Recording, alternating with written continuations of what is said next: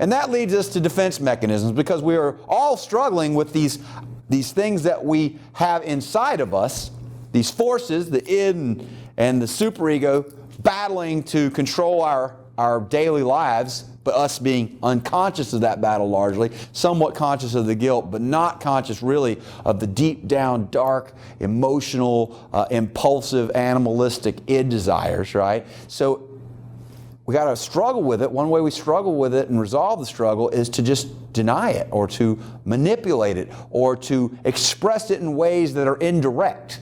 And that's where the defense mechanisms come in. Now, Freud's defense mechanisms were later greatly augmented by other psychodynamic theorists. We'll talk about a couple of other psychodynamic theorists, one of which was his daughter, Anna Freud, and she went on to develop child psychoanalysis, and she enhanced and developed these defense mechanisms further. But the idea with defense mechanisms is that to prevent being overcome with anxiety, the ego will distort reality to protect us from that anxiety that is just part of our existence, but is detrimental in the sense that if we're overwhelmed by it, we're incapacitated. And so to be functional, we have to keep that unconscious pressure in check. And consciously we do that by distorting reality through defense mechanisms. Now, for your test, and in general, I point out a few of these. Now, there's a lot of them and a lot more that we won't talk about, but let's talk about a few of them, at least briefly, so you get the idea of what they are and how they operate.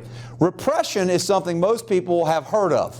So repression in a Freudian sense, we're not talking about oppression in a political sense, we're talking about intrapsychic, internal repression of unconscious forces. So the classic example is if you have a traumatic thing happen to you, and it's awful and it feels terrible when it happens, if you continually had to think about that all the time, you might be incapacitated, or certainly your functioning would be affected negatively, because it would be such an overwhelmingly negative emotional state to be in consciously on a consistent basis.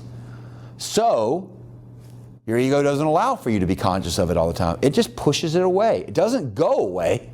If it's unresolved especially, it can still have really profound influence on a person.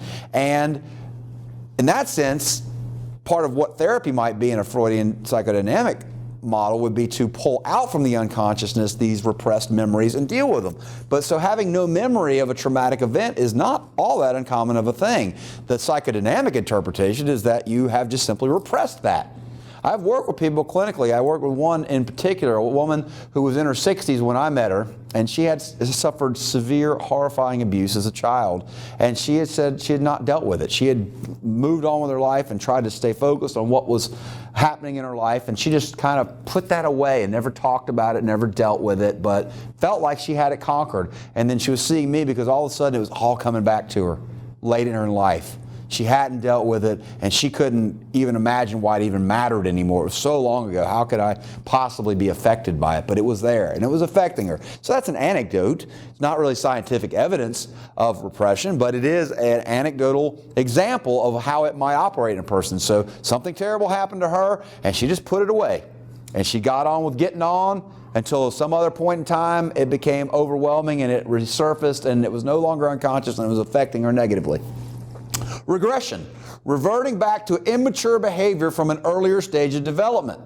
An example of which is throwing temper tantrums when you are an adult. So children throw temper tantrums. As we grow up, we learn that you can't just throw temper tantrums anywhere you want to throw them. You got to get yourself in check and hold your emotions at bay and deal with one another rationally as best we can. But we all know that we see this amongst adults all the time. If you want a really quick example of it, go to any Little League game. I used to coach some Little League, and I find parents flipping out over what's happening on the field. And it's like, y'all know this is kids having fun, right? But they are so invested, and they don't have any constructive means to resolve the emotional content that they're experiencing, and so they revert backwards. Another famous example would be Jim Baker, leader of an organization called PTL, which he was prosecuted for taking donations from members and then fraudulently, funneling off some of that for his own benefit, and he got prosecuted. Well, when you saw him in the media before the trial, he looked very confident. He's like, we never did anything wrong and everything's going to be fine. And he was very reassuring to the people who believed in him. And he seemed very sure to himself that he was going to beat the rap. But apparently by report the day of the actual trial, he had curled up in the fetal position under his lawyer's couch before having to go to trial. And that is a very, very, very far back life reversion. So the idea is he regressed, being unable to cope with what? The anxiety and the intensity of the situation. When people can't deal with things on an adult level, they will then regress backwards into a less effective but maybe more expressive state of behavior. Displacement, to redirect unacceptable feelings from the original source onto a safer outlet. For example, most people get angry at their boss at some time or another. Most people have an experience in work where they feel like they were unjustly treated, unfairly singled out in some negative way that would deserve retribution. It was an insult to your honor. And you would really like to tell that person off or throw down the gauntlet and challenge them to a duel outside. But you don't dare because you need the job. So the conscious part of you, the ego, is aware of the boiling anger, but also keeps it in check at work so that you don't go off on the boss and you don't lose your job and you're able to provide for your family. But then later you go home and you're simmering with these really negative and deep-seated emotions, and you go off on your kid. What are you doing? You're leaving stuff on the floor again? I can't believe that. I've told you 100 times not to do that. And so overreacting, displacing this negative feeling onto another safer target. In this case, a kid perhaps, but it could be a partner. It could be anybody else. It could be flipping out in traffic after a bad day at work, and somebody who's just driving all of a sudden gets the full force of your anger because they're a safer target than your boss was, at least in terms of your ability to get a paycheck. Reaction formation. Reaction formation is an interesting one. I've got an actual study here to share with you that seems to be able to in some ways operationalize and measure the concept. But the concept is this, is deep down in our head, we sometimes have these very, very powerful desires that consciously we ourselves can't even accept that we have. And that the way that seeks to gain expression is by a very deep investment in its opposite.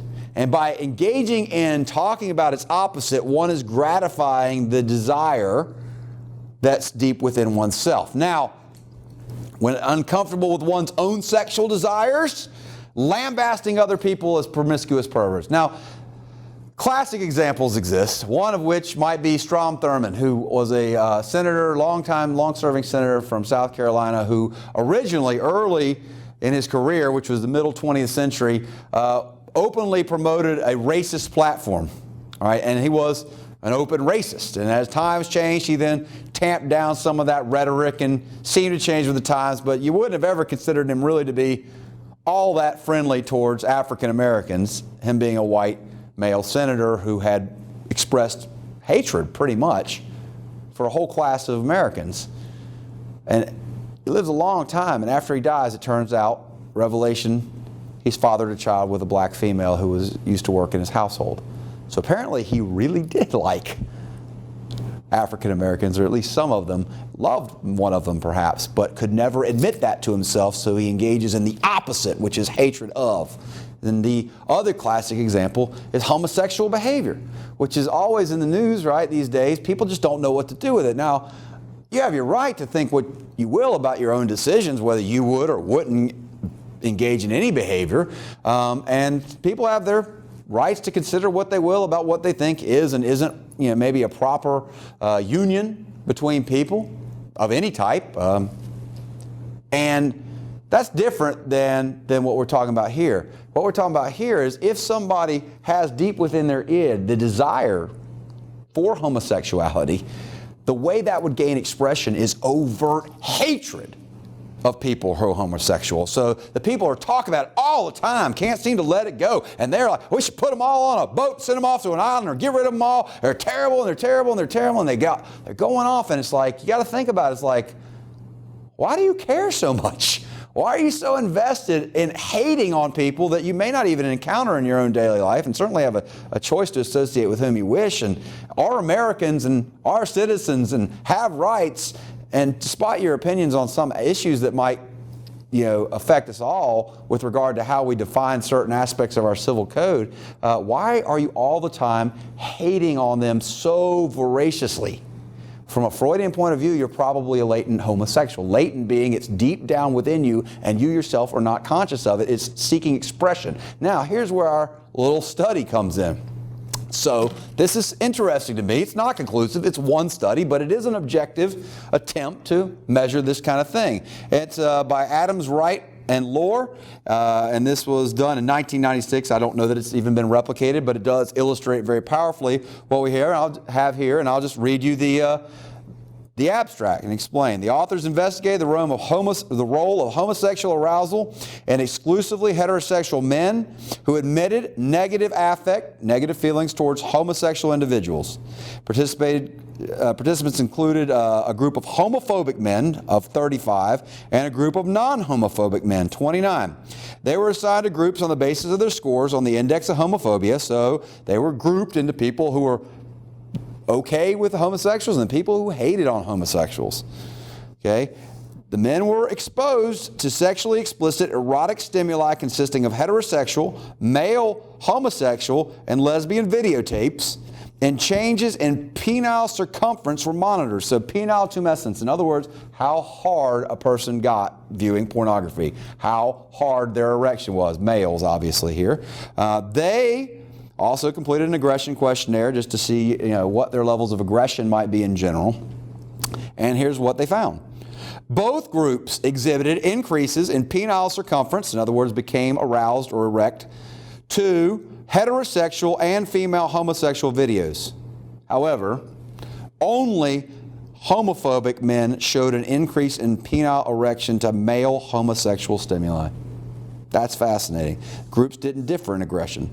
So they concluded homophobia is apparently associated with homosexual arousal that the homophobic individual is either unaware of or denies. Now, I've seen some memes on Facebook and other places, social media, that say it's not homophobia, where they take phobia to be literally a fear of heterosexuality. Like, you're not homophobic, you're not afraid, you're just an asshole. All right? But that's not to understand what Freud means. Freud means you actually are afraid of the homosexual desires within yourself, so much so that you want nobody to ever question you on that point, and you go way out of your way to deny it by hating on people who happen to be homosexual. So I think that's just a pretty interesting illustration of the principle. It needs replication, and you never take any single study as conclusive. But it's a nice illustration.